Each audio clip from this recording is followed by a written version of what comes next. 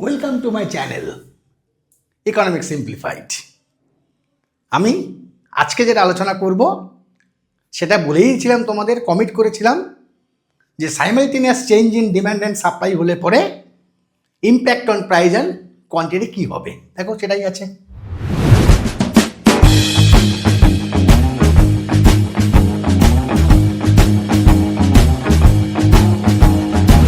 Effects of simultaneous changes মানে shifted on demand বা due to change in demand and supply, কিন্তু একই সঙ্গে আজকে অপশানগুলো দেখিয়েছি। দেয়ার আর সো মেনি প্রবাবল সিচুয়েশন মে অ্যারাইজ। আমি বলেছিলাম ডিমান্ড বাড়তে পারে, সাপ্লাই বাড়তে পারে, ডিমান্ড বেশি বাড়বে, কম সাপ্লাই কম বাড়বে, ইত্যাদি ইত্যাদি।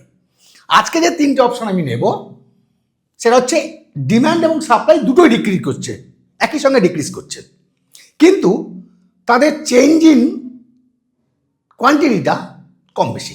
কীরকম?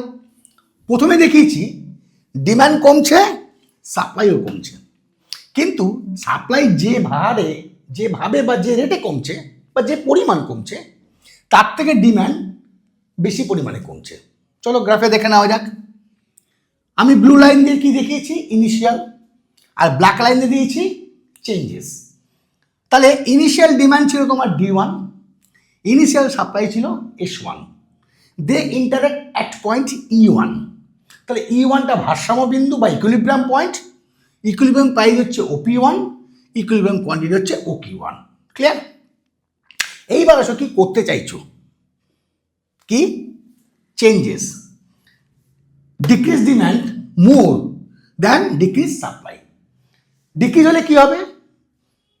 যে কার্ভটা আমি কনসিডার করছি ডিমান্ড বা সাপ্লাই, সেটা প্যারালালি বাঁ দিকে মানে লেফটওয়ার্ড বা ইনওয়ার্ড শিফট করে যাবে। দেখো তাই করেছি, ডিমান্ডটা শিফট করেছি বাঁ দিকে, সাপ্লাইটাকে শিফট করেছি বাঁ দিকে, মানে ডিক্রিজিং ডিমান্ড।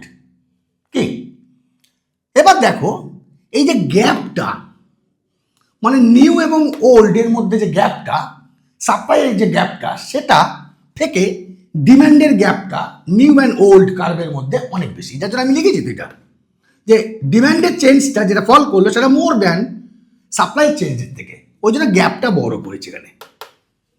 তাহলে এখানে নতুন তোমার ইকুইলিব্রিয়াম পয়েন্ট কোথায় পাবো? যেটা নিউ ইকুইলিব্রিয়াম পয়েন্ট সেখানেই পাবো যেখানে new demand curve and new supply curve will interact. This happens at point E2. So E2 is the equilibrium point, equilibrium price is OP2, equilibrium quantity OQ2. তাহলে by diagram আমি দেখতে পাচ্ছি equilibrium প্রাইসের উপর impact কি পড়লো, না দামটা কমলো ফ্রম OP1 টু OP2, আর সাপ্লাইটা মানে কোয়ান্টিটিটা কমেছে ফ্রম OQ1 টু OQ2। চলো একটু অঙ্কভাবে দেখে নি, অঙ্কের ভাষায়। তোমার সিচুয়েশনটা কি ছিল? ডিমান্ড ইকুয়াল টু সাপ্লাই মানে 100 ইকুইলিব্রিয়াম। এইবার তুমি কি করছো? ডিমান্ডটা কমিয়েছো, চলো 50 কমিয়েছি, সাপ্লাইটাও কমিয়েছো 30। আমরা যেটা ধরে নিয়েছি যে ডিক্রিজিং ডিমান্ড ইজ মোর, ওই জন্য 50 আর এটা 30। তাহলে এখন নিউ ডিমান্ড কত হচ্ছে মার্কেটে? 100 - 50 = 50। নিউ সাপ্লাই কত হচ্ছে? 100 - 30 = 70। তার মানে excess supply in the market, because now the new situation, the supply is 70 units and the demand is 50 units. তার মানে excess supply in the market. Excess supply in the market হলে কি হবে?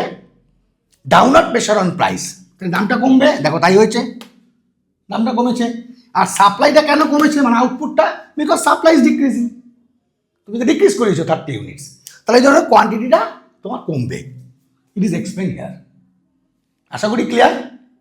নাও we will consider the second situation.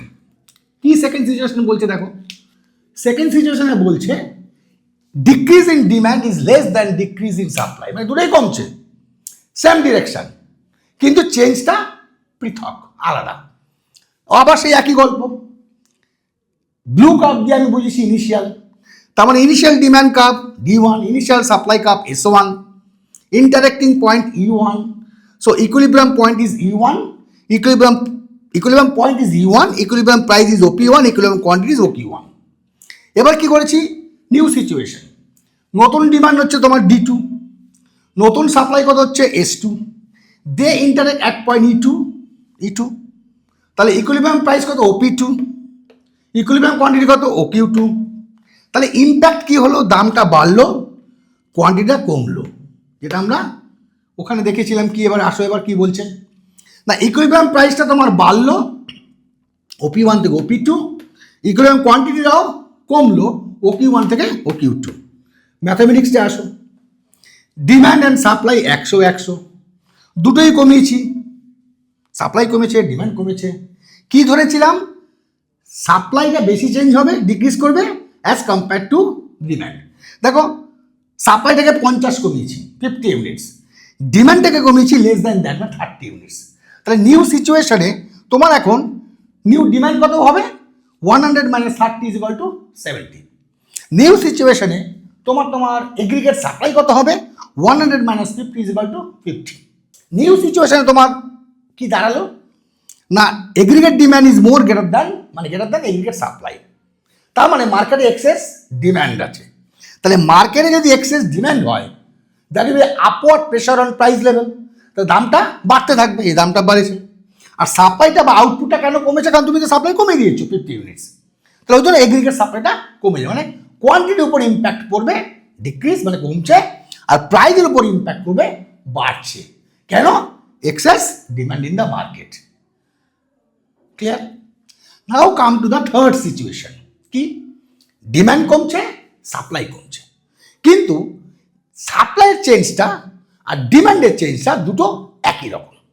অর্থাৎ এটা যদি 50 কমে, এটাও 50 কমে। দেখো ম্যাথামেটিক্সটাকে দেখে নিই। প্রথমে কত ছিল, প্রথমে ডিম্যান্ড ছিল 100, সাপ্লাই ছিল 100। এখন ডিম্যান্ড কমেছে 50 ইউনিটস, সাপ্লাই কমেছে 50 ইউনিটস। তাহলে নিউ ডিম্যান্ড কত, 100 - 50 = 50। নিউ সাপ্লাই কত, 100 - 50 = 50। তাহলে নিউ সিচুয়েশনে আমার এগ্রিগেট ডিমান্ড আর এগ্রিগেট সেবা সাপ্লাই একই আছে। তার মানে এক্সেস ডিমান্ডও নেই, এক্সেস সাপ্লাইও নেই। তার মানে প্রাইজের উপর কোনো ইম্প্যাক্ট পড়বে না, কারণ প্রাইজের উপর ইম্প্যাক্টটা তখনই পড়বে যদি মার্কেটে এক্সেস ডিমান্ড বা এক্সেস সাপ্লাই থাকে। এবার ডায়াগ্রামে চলে আসো। তোমার ডিমান্ড কার্ভ নিউ সিচুয়েশন হওয়ার আগে ইনিশিয়াল কত ছিল, D1, ইনিশিয়াল সাপ্লাই কত ছিল, S1, they interact at point E1। তাহলে equilibrium point E1, equilibrium price OP1, equilibrium quantity OQ1। এখন তুমি ডিমান্ডটাকে কমাচ্ছ বলে বাঁ দিকে ইনওয়ার্ড শিফট করলো, মানে লেফটওয়ার্ড শিফট করলো, সাপ্লাইটাকে কমাচ্ছ বলে বাঁ দিকে বা ইনওয়ার্ড শিফট করলো S2, they interact at point new point E2, but we draw in such a way depending on this mathematics that the price will be the same. ওই জন্য ম্যাথামেটিক্সটাকে বুঝতে হবে। আমি এখানে আগে হোম ট্যাক্স করে রাখলাম যে আমার ইকুইলিব্রিয়ামে চেঞ্জ হবে না, কেন, এক্সেস ডিমান্ড এক্সেস সাপ্লাই নেই। তো ওই জন্য আমি ড্রটা ওইভাবেই করবো যে এমনভাবে আমি এখানে ইন্টারেক্ট করবো, মানে নিউ ডিমান্ড আর নিউ সাপ্লাই, যাতে আমার আগের প্রাইজের উপরই পরে কোনো একটা বিন্দু, এখানে বর্তমানে এখানে কত, যেখানে, তার মানে ইকুইলিব্রিয়াম প্রাইজের উপর কোনো ইম্প্যাক্ট পড়ছে না। যেহেতু কোয়ান্টিটিটা আমি কমিয়েছি, এই জন্য কোয়ান্টিটি, ইকুইলিব্রিয়াম কোয়ান্টিটিটা কমে যাবে। তাহলে এইভাবে যদি মাথায় তুমি একটা ঢুকিয়ে নাও এবং একটা চক আউট করে নাও যে তুমি কি করতে চাইছো আর তোমার প্রশ্নে কি চেয়েছে। এখানে এই গোলাগুলিটা তখনই হবে, কনফিউজ তখনই হবে যদি তোমার বেস লেভেলটা ক্লিয়ার না হয়।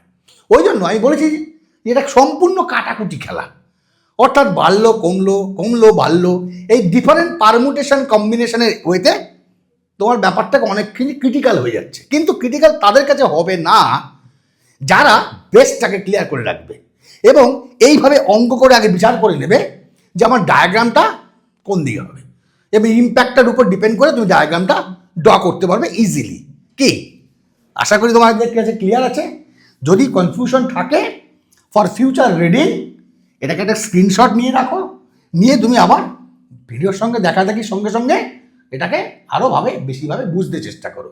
আমার ভিডিওটা যদি ভালো লাগে তাহলে অবশ্যই কি করবে, একটু লাইক করবে, আর চ্যানেলটাকে যদি অবশ্যই শেয়ার এখনো না করে থাকো তাহলে অবশ্যই বন্ধুবান্ধবকে শেয়ার করো ফর দেয়ার বেটার পারফরমেন্স, এবং অবশ্যই কিন্তু চ্যানেলটাকে সাবস্ক্রাইব করে রাখো আমার পরবর্তী ভিডিওটা যাতে তাড়াতাড়ি তোমার কাছে চলে আসে।